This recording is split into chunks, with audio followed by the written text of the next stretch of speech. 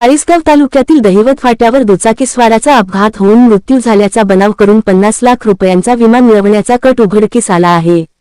या प्रकरणात मृताच्या कुटुंबियांसह चाळीसगाव ग्रामीण रुग्णालयातील वैद्यकीय अधिकारी आणि मेहुणबारे पोलीस ठाण्यातील 4 पोलीस कर्मचाऱ्यांवर फसवणुकीचा गुन्हा दाखल करण्यात आला आहे। पोलिसात खाजगी विमा कंपनीच्या अधिकाऱ्याने दिलेल्या फिर्यादीनुसार राजेंद्र शालिंदर जाधव यांच्या कथित अपघाती मृत्यूबाबत श्रीराम जनरल इन्शुरन्स कंपनीकडे 50 लाख रुपयांच्या पर्सनल ॲक्सिडेंट विम्याचा दावा पत्नी अरुणा जाधव यांनी केला होता। दावा करताना 19 एप्रिल 2025 रोजी रात्री दहिवत येथून मालेगावकडे जात असताना मोटरसायकलला काळ्या रंगाच्या थार वाहनाने धडक दिल्याने जाधव जखमी होऊन चाळीसगाव ग्रामीण रुग्णालयात उपचारादरम्यान मृत्यू झाल्याचे नमूद करण्यात आले होते। यावेळी चाळीसगाव ग्रामीण येथील डॉक्टरांनी कुठलाही मृतदेह समोर नसताना पोलिसांना प्राथमिक अहवालासह पोस्टमार्टम रिपोर्ट दिला होता। त्यानंतर या प्रकरणी मेहुणबारे पोलीस ठाण्यात FIR क्र. 86/2025 अशी नोंदही करण्यात आली होती। मात्र विमा कंपनीने एका खाजगी डिटेक्टिव्ह एजन्सीकडून चौकशी केल्यानंतर मोठ्या विसंगती आढळल्या।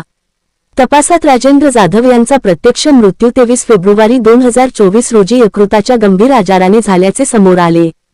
चौकशीदरम्यान त्यांच्या घरात लावलेल्या फोटोवरही मृत्यूची तारीख 23 फेब्रुवारी 2024 अशी नमूद असल्याचे आढळले। तसेच ग्रामपंचायत मृत्यू नोंदणी रजिस्टरमध्येही त्यांची नोंद नसल्याचे माहिती अधिकारातून स्पष्ट झाले। याशिवाय मृताच्या कागदपत्रांमध्ये वेगवेगळे पत्ते असल्याचे तसेच त्यांच्या नावावर इतर सुमारे 10 विमा कंपन्यांकडूनही पॉलिसी घेण्यात आल्याचे समोर आले। यावरून अपघात व मृत्यूची संपूर्ण बनावट कथा तयार करून विमा रक्कम मिळवण्याचा कट रचल्याचे स्पष्ट झाले।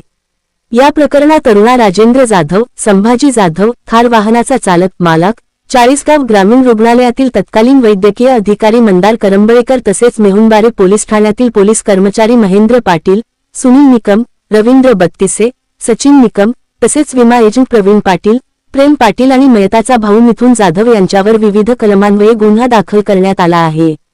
या प्रकरणातील 9 आरोपींना अटक करण्यात आली असून त्यांना न्यायालयात हजर केला असताना त्यांना 13 मार्चपर्यंत पोलीस कोठडीत रवाना करण्यात आला आहे।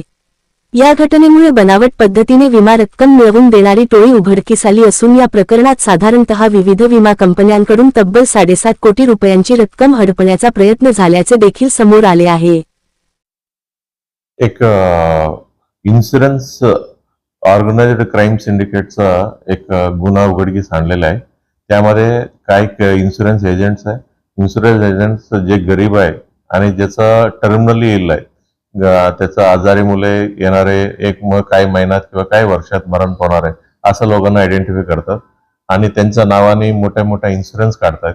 पण इन्शुरन्स काढण्यासाठी त्याचं काहीतरी उत्पन्न पाहिजे म्हणून 3-4 वर्षाचं उत्पन्न देखील दाखवतात आणि त्या माणसाचं काहीतरी कन्स्ट्रक्शन कंपनी असं काहीतरी दाखवतायत। आणि त्याच पद्धतीचं एक नाशिक जिल्ह्याचं सटाणाचं राहणारा एक राजेंद्र जाधव म्हणून एक माणसं, त्याला क्रॉनिक लिव्हर डिसीज होत्या। त्यांच्या नावाने एक कन्स्ट्रक्शन कंपनी ओपन केलं होतं इन्शुरन्स एजंटनी आणि त्याच्यानंतर त्यांच्या नावाने इन्शुरन्स देखील काढले होते। म्हणजे श्रीराम फायनान्सला 50 लाख आणि इतर सर्व कंपनीला मिळून 7.5 करोड अंदाजे इन्शुरन्स काढले होते। त्या माणसाचा राजेंद्र जाधवचा फेब्रुवारी 2024 मध्ये मयत झाला होता, नॅचरल डेथ। त्यांनी जे इन्शुरन्स एजंट्स आहेत तेव्हा त्यांना काय करता आलेलं नाहीये, म्हणजे नॅचरल डेथ झाल्यामुळे त्यांचे कोणताही इन्शुरन्स मिळालं नाहीये। त्यांनी ओव्हरऑल प्लॅनिंग केलेलं आहे। प्लॅनिंग करून एक एप्रिल 2025 मध्ये एक बनावट ऍक्सिडेंट तयार केलं। ते बनावट ऍक्सिडेंट जे मेहुणबारा पोलीस स्टेशन मध्ये एका रोडवरती केलं होतं। मग ऑलरेडी त्यांनी प्लॅन केलं होतं की हॉस्पिटलमध्ये जाणार, जे हॉस्पिटलमध्ये डॉक्टर आहे ते कॉम्प्रोमाइज झालं होतं। त्यांनी बॉडी कोणता समोर नसताना MLC काढला आणि आपल्या पोलीस कर्मचारी चाळीसगाव शहर पोलीस स्टेशनचा 2 कर्मचारी देखील त्यांचा ही कॉन्स्पिरसीमध्ये सहभाग घेतला। त्यांनी तिथं जाऊन इन्क्वेस्ट रिपोर्ट काढला आणि बॉडी नसताना पोस्टमॉर्टम रिपोर्ट डॉक्टरने दिला आणि बॉडी नसताना ही लोकांनी बॉडीचं हँडओव्हर करण्याचे कागदपत्र देखील तयार केलं। आणि सर्व झाल्यानंतर जे पोलीस स्टेशनला ऍक्च्युअल पोलीस स्टेशन आहे त्या पोलीस स्टेशनमध्ये गुन्हा आला। त्या गुन्हा आल्यानंतर ज्या रोडवरती त्यांनी सांगण्यात आलं होत्या त्या संबंधित बीट अंमलदाराकडे तपास गेला। तपासादरम्यान त्यांनी जे गाडी ऍक्सिडेंट मध्ये इन्व्हॉल्ड आहे, जे 2 व्हीलर आहेत 4 व्हीलर आहेत, दोन्ही पोलीस स्टेशनला सरेंडर केला।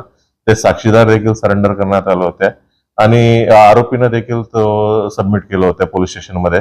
सर्व जे प्रोसिजर प्रमाणे ते इन्व्हेस्टिगेशन झालं आणि त्याच्यानंतर चार्जशीट देखील झाल्या होत्या.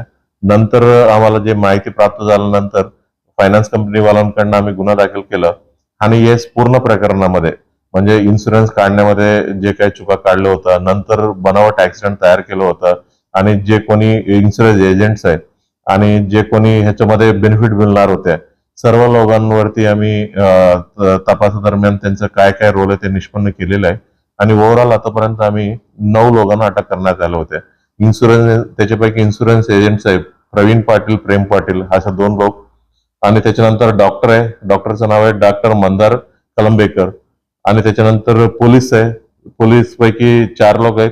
सचिन निकम हा मेहुणबारा पोलीस स्टेशनचा आहे, हा पोलीस हवालदार रवींद्र बत्तिशे हा बी मेहुणबारा पोलीस स्टेशनचा, पोलीस हवालदार महेंद्र पाटील, पोलीस हवालदार सुनील निकम या दोघा चाळीसगाव शहर पोलीस स्टेशनचा आणि त्याच्यानंतर जे मयत झालं होतं त्याचं वाईफ आहे अरुणा राजेंद्र जाधव आणि मयत झालेल्या माणसाचा भाऊ आहे एक मिथुन जाधव. असं तो एकूण 9 आरोपींना आम्ही अटक करण्यात आलेला आहे. पुढील तपास आमचे चालू आहे. हे जे संपूर्ण प्रकरण आहे ते विमा कंपनीने स्वतः इन्व्हेस्टिगेशन केल्यानंतर समोर आलं होतं. हा, विमा कंपनीला देखील म्हणजे त्यांचा ओव्हरऑल क्लेम मधून त्यांना डाऊट आल्या होत्या. त्यांच्या टीम देखील म्हणजे त्यांचं स्पॉट व्हेरिफिकेशन जेव्हा करायचं होतं ते स्पॉट व्हेरिफिकेशन वगैरे सर्व करत चालू त्यांचं केलेलं आहे. म्हणजे एक्झॅक्टली ते माहीत झालं होतं त्या माणसाचा घरी गेलं की सर्व गोष्टी त्यांनी बघितल्यानंतर त्यांनी संशयास्पद ओव्हरऑल विषय आहे असं आम्हाला रिपोर्ट दिला होता सुरुवातीला. त्याच्यावरती एन्क्वायरी करून आम्ही पूर्ण बाकीच्या सर्व गोष्टी क्लिअर कट आम्ही माहिती इन्व्हेस्टिगेशन मध्ये निष्पन्न केलेला आहे. त्याच्यात फिर्यादी विमा कंपनीचे अधिकारी आहेत. बरोबर आहे. श्रीराम फायनान्सचा जे रिप्रेझेंटेटिव्ह आहे तो फिर्यादी आहे. तर याच्यात श्रीराम फायनान्सचा आणखी कोणत्या कंपनीचा विमा काढला होता काही? ओव्हरऑल 7-8 कंपनीच्या काढल्या होत्या. पास करून घे सांगतो.